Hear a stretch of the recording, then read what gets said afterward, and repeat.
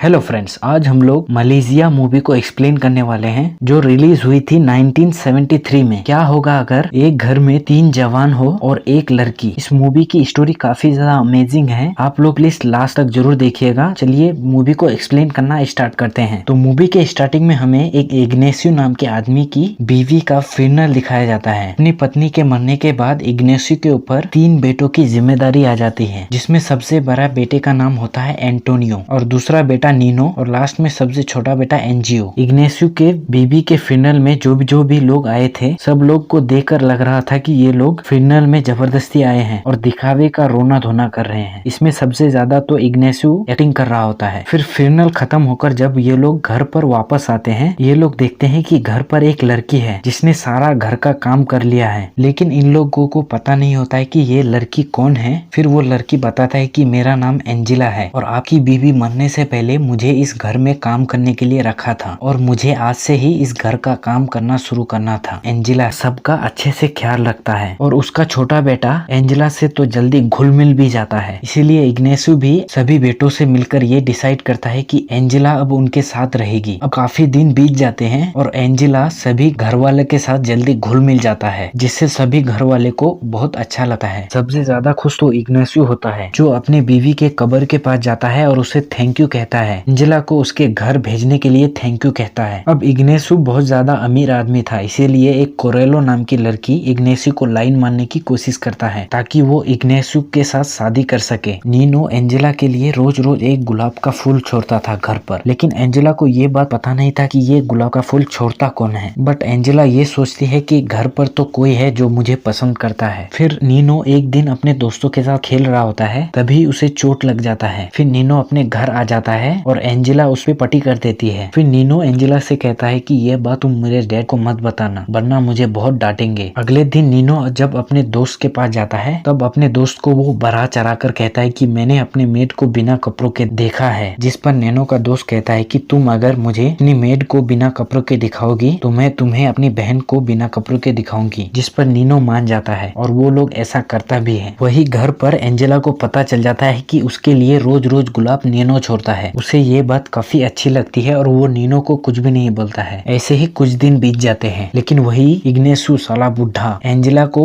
चुप चुप के देखने लगता है और उससे प्यार हो जाता है। एंजिला थी ही इतनी खूबसूरत। दूसरी तरफ इग्नेशियो का बड़ा बेटा एंटोनियो भी एंजिला को जब भी मौका मिलता है उसे छेड़ने लगता है, बट ये सब एंजिला को अच्छा नहीं लगता है। और कुछ इसी तरह घर के तीनों मर्द एंजिला के ऊपर लट्टू हो जाते हैं और तीनों ही एंजिला को पेलना चाहते हैं। एक दिन एंजिला इग्नेशियो को कहता है कि मैं किसी से मिलने जा रहा हूँ, आज मुझे छुट्टी चाहिए। अब इग्नेशियो को लग रहा था कि उसका कोई बॉयफ्रेंड है, इसीलिए वो उसे पूछ लेता है। जिस पर एंजिला कहता है कि नहीं, मेरा कोई बॉयफ्रेंड नहीं है। ये सुनते ही बुढ़े का हड़कपन जाग जाता है और वो डिसाइड करता है कि मैं अब शादी करूंगा तो एंजिला से ही। एक दिन घर पर एंटोनियो जब एंजिला को छेड़ रहा होता है, तभी वहाँ पर नीनो आ जाता है और उसे रोकने की कोशिश करता है। इसीलिए दोनों के बीच लड़ाई शुरू हो जाता है। अब मार खाने के बाद नीनो अपने रूम में उदास बैठा होता है, इसीलिए एंजिला उसे मनाने के लिए आता है। यहाँ पर एंजिला नीनो को बताता है कि मुझे पता है तुम ही मेरे लिए रोज गुलाब छोड़ते हो और ये बात मुझे काफी अच्छी लगी। उसी रात नीनो देखता है कि एंटोनियो तैयार होकर एंजिला के रूम की तरफ जा रहा होता है। वहीं पर उसके फादर भी तैयार होकर एंजिला के रूम की तरफ जा रहा होता है। अब नीनो दोनों को एंजिला के रूम की तरफ जाने से रोकने के लिए उसे एक आइडिया आता है। नीनो एक पत्थर उठाता है और उस पत्थर से नीचे वाले दुकान का दरवाजे को तोड़ देता है, जिससे अलार्म सिस्टम बजने लगता है और जिससे सभी लोग जाग जाते हैं। अगले दिन इग्नेशियो के घर पर पुलिस वाले आ जाते हैं, लेकिन इग्नेशियो पुलिस वाले को बताता है कि मेरे घर पर तो कुछ चीज चोरी ही नहीं हुआ है, इसीलिए वो कोई रिपोर्ट लिखवाने से मना कर देता है। फिर इग्नेशियो मन में ही सोचता है कि ये काम मेरी मरी हुई बीबी का तो नहीं है। फिर वो अपने बीबी के फोटो के पास जाता है और कहता है कि तुमने मेरे दुकान का बहुत ही महंगा शीशा तोड़ दिया है और तुम मुझे मरने के बाद भी सुकून से जीने नहीं दे रहे हो। फिर एक दिन इग्नेशियो वो अपने बेटे नीनो से कहता है कि तुम कोरेलो के घर चले जाओ ताकि वो अकेले में एंजिला के साथ शादी की बात कर सके। जब नीनो कोरेलो के घर जा रहा होता है, तभी उसके सामने उसका दोस्त आ जाता है जो उसे ही ढूंढ रहा था। फिर नीनो अपने दोस्त को कहता है कि तुम मेरे घर जाओ और मेरे फादर क्या क्या कर रहे हैं मुझे सारी बात बताना। फिर नीनो जब कोरेलो के साथ उसके घर पर जाता है, फिर कोरेलो नीनो के साथ घपाघप करने की कोशिश करता है, जिससे नीनो को भी काफी अच्छा लगता है और दोनों पलंग तोड़ देते हैं। फिर नीनो का दोस्त कोरेलो के घर वापस आ जाता है, जिस पर उसका दोस्त कहता है कि तुम्हारे फादर ने मुझे डांटकर वहाँ से भगा दिया है। इसीलिए नैनो जाता है सीधा भागकर अपने घर, लेकिन तब तक बहुत देर हो चुकी थी। उसके फादर ने एंजेला से शादी की बात कर ली थी, जिस पर एंजेला भी हाँ कर चुकी थी। लेकिन इग्नेसी को इस शादी के लिए अपनी माँ को मनाना था, इसीलिए वो अपनी पूरी फैमिली के साथ ही माँ से मिलने के लिए गाँव चले जाते हैं। और जब इग्नेसू इस शादी के बारे में उसकी माँ के साथ बात करता है, तब उसकी माँ साफ साफ मना कर देती है। उसकी माँ कहती है कि तुम्हें शर्म नहीं आती, तुम अपने ही घर के नौकरानी के साथ शादी करना चाहते हो। अब ये सारी बात चुपके से सुन रहा था नैनो, इसीलिए नैनो को एक आइडिया आता है। वो अपने छोटे भाई एनजीओ के रूम में जाता है, जो कि वहाँ पर सो रहा होता है। नैनो जाकर अपने छोटे भाई को ये कहने के लिए कह देता है कि मुझे सिर्फ अपनी पुरानी माँ चाहिए। ये सुनते ही एनजीओ रोने लगता है। अब एनजीओ का रोना सुनकर सभी घर वाले एनजीओ के पास आ जाते हैं। फिर एंजेला जब उसे उठाने के लिए जाता है, तब एनजीओ कहता है कि मुझे सिर्फ मेरी पुरानी माँ चाहिए, तुम मुझसे दूर हो जाओ। ये सुनते ही इग्नेसी की माँ इस शादी के और भी खिलाफ हो जाती है, लेकिन एंजेला ये सब देखकर समझ जाती है कि ये काम नैनो का ही है। फिर वो नैनो को जाकर कहता है कि क्या तुम्हें अच्छा नहीं लगता कि मैं इस घर में रहूं? अगर तुम्हें अच्छा नहीं लगता है तो मैं अभी वापस चली जाती हूँ। लेकिन नैनो यहाँ पर कुछ भी जवाब नहीं देता है एंजेला को। अगली रात नैनो फिर से अपने भाई को वही ड्रामा करने के लिए कहता है, लेकिन इस बार एनजीओ मना कर देता है। इसीलिए वो खुद जोर जोर से चिल्लाने लगता है, जिससे सभी घर वाले नैनो के पास आ जाते हैं। और फिर नैनो बताता है कि उसके सपने में उसकी माँ आई थी, अगर ये शादी हो गई तो फिर इग्नेसू बर्बाद हो जाएगा। ये सुनते ही इग्नेसू भी काफी ज्यादा डर जाता है और वो अपनी शादी को थोड़ा पोस्टपोन कर देता है। फिर एक दिन जब सभी लोग टीवी देख रहे होते हैं, तब नीनो एंजेला को छूने की कोशिश करता है, जिस पर एंजेला भी नीनो को कुछ भी नहीं कहता है, जिससे नीनो की और भी ज्यादा हिम्मत आ जाती है। अब वो रोज रोज एंजेला को गलत गलत जगह से छूने की कोशिश करता है। वही इग्नेसू को अब रहा नहीं जा रहा था, इसीलिए वो फिर से अपनी माँ को मनाने के लिए अपने गाँव वापस आ जाता है अकेले। वही रात में एंटोनियो को भी अपने दोस्तों के साथ पार्टी में जाना था, इसीलिए वो भी घर से चला जाता है। इसीलिए घर में सिर्फ 3 ही लोग बचते हैं, नीनो, एंजेला और उसका छोटा भाई एनजीओ। उसी रात शहर में बहुत ज्यादा तूफान आ जाता है, जिससे उसके घर की लाइट चली जाती है। एंजेला को अंधेरे से बहुत डर लग रहा था, इसीलिए नैनो उसे डराने लगता है। यहाँ पर नैनो एंजेला को ब्लैकमेल करने लगा है और उससे सारे कपड़े उतारने के लिए कहता है। एंजेला भी डर के मारे सारे कपड़े उतार देता है और बाद में ये लोग गपागप करते हैं। अगले दिन हम देखने से भी अब घर वापस आ गया था, क्योंकि उसकी माँ ने अब इस शादी के लिए हाँ कर दिया था। अगले सीन में हम देखते हैं इग्नेसू एंजेला से शादी कर लेता है। शादी करने के बाद वो अपने बेटे को एंजेला से किस करने के लिए कहता है। जब किस करने की बारी नैनो की आती है, तब एंजेला उसे देखकर मुस्कुराने लगता है। यहाँ हमें सीन देखकर पता चलता है कि इन दोनों का अफेयर अब शुरू ही हुआ है और काफी लंबा चलेगा। तो यहीं पर ये मूवी एंड हो जाती है। आपको ये वीडियो कैसा लगा हमें कमेंट करके जरूर बताइए। तो मिलते हैं किसी अगले वीडियो पर। Good bye.